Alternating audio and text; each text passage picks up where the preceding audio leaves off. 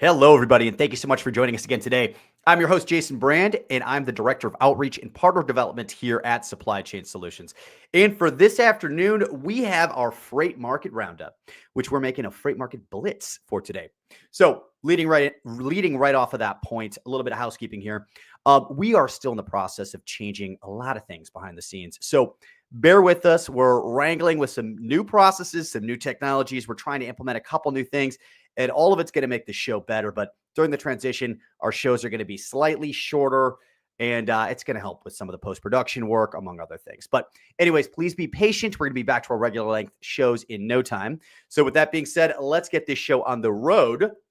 Like I mentioned earlier, this week we have our Freight Market Roundup. And today we're going to focus on what our customers are paying on the major ocean shipping lanes.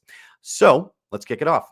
We're going to start with our Trans-Pacific lane, and specifically, I'm talking about shipments that are leaving Southeast Asia or China and headed into the West Coast ports. Now, I think it's a great time before we even talk about the other lanes to kind of talk about this trend we're seeing across the board, because it's actually happening in all the lanes at the same time, at least all of the major shipping lanes at the same time. And it's really just a simple thing. It's a pretty substantial softening of rates.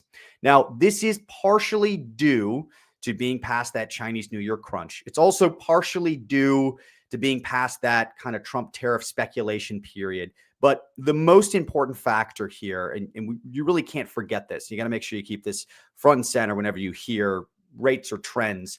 But it's just, this is normally a slower time of the year. So you have to remember that these dips are expected. And, obviously it will come back up naturally. But yeah, there are also other factors that are, emphasizing this, because we are seeing some, pretty substantial dips to the comparison of a normal year. So when it comes to our Trans-Pacific shipments coming out of China and other Southeast Asian trading partners of ours, at the beginning of the year, we were seeing rates at right around $5,700 per 40-foot equivalent unit, or FEU for short.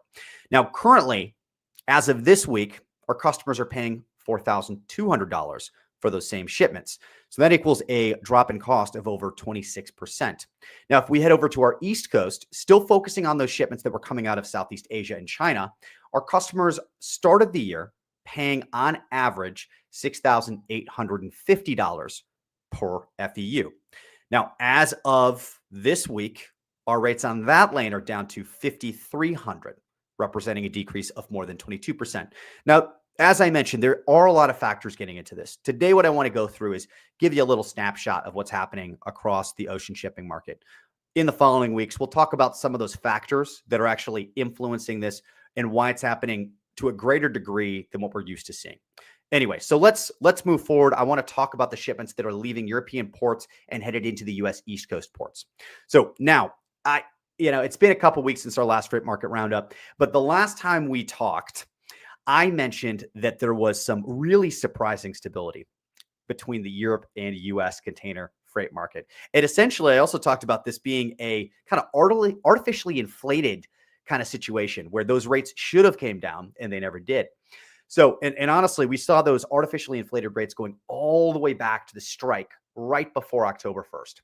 Now, let's do that same kind of cadence. Let's look back to the start of the year. So our customers at the start of the year for shipments that were leaving European ports and headed into the U.S. East Coast were paying on average $2,800 per 40-foot equivalent unit.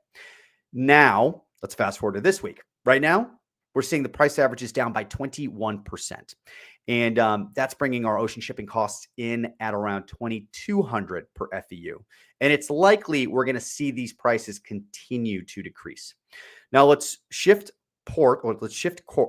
coasts here. So we're going to stick with our European shipments, but now instead of going into the U.S. East Coast ports, let's talk about the destinations heading into the U.S. West Coast ports. So the year started off with our customers paying roughly $4,000 per 40-foot equivalent unit. But when we fast forward to this week, rates are down 12.5%, bringing our current shipping costs to right around $3,500. Now, if for some reason, if you're one of those people out there who really want to have an idea of how low can these rates actually go, and I think there is actually a really good way of breaking that down. And you can kind of predict this under what I'm going to call normal operating conditions. But if you you want to kind of look at recent history. How low have these rates gone? As we've left the pandemic, this pendulum swing has started to kind of soften. And so we're seeing more and more normal years, if that makes sense. Still, obviously, last year we had a huge spike in July, a crazy cost spike. And that was because of some transshipment issues. Obviously, we had this disruption issues in the Red Sea that really caused a crunch. But what we also saw is that spike kind of lead to a well. And that was in the second half of the year. If you take a look at that, it kind of gives you a bit of a guide as to what rock bottom is at the ports. And so with that in mind, if you think about the European to West Coast shipments, they hit rock bottom at 3,000 per FEU. So right now at $3,500, we're rapidly approaching what I'm going to consider rock bottom just based on recent history. Now, if you look at the European to East Coast shipments, they hit rock bottom at 1,900 per container. So right now we're at 2,200. Obviously, we're pretty close. Now, obviously there is some extra room that these rates could fall, but I think it's really important not to forget that these current rates we're seeing are definitely, without a doubt, good rates. And they're just very cost effective given the state of the industry right now. Also, given the new higher operating costs at each of these ports. So I wouldn't necessarily say I would advise the strategy of holding off on a shipment or waiting for these rates to dip a little bit further. But, to be totally transparent with you all, it's very likely that that is precisely what's going to happen over at least the next month. Now, we do have contract season coming into effect, and it's a little bit of silly season. So with that being said, we might see some artificially inflation of these rates, that's the reason why we don't have a crystal ball. We can't tell you exactly what's going to happen. Also, we just had the mix up of all the alliances. And so it's just a very different playing field at this moment. Again, I would recommend not holding off. I'd recommend taking advantage of these rates if you can right now. Now, let's wrap up our Freight Market Roundup Blitz, and let's talk about what we are seeing on our China and Southeast Asia to Europe ocean shipping lane. And the rates of this lane, they've really been tanking, quite frankly, since the beginning of the year. And, with that original Gaza ceasefire announcement, it kind of accelerated that rate decrease. So this week, our customers are paying an average of $27.50 per FEU to transit on this lane.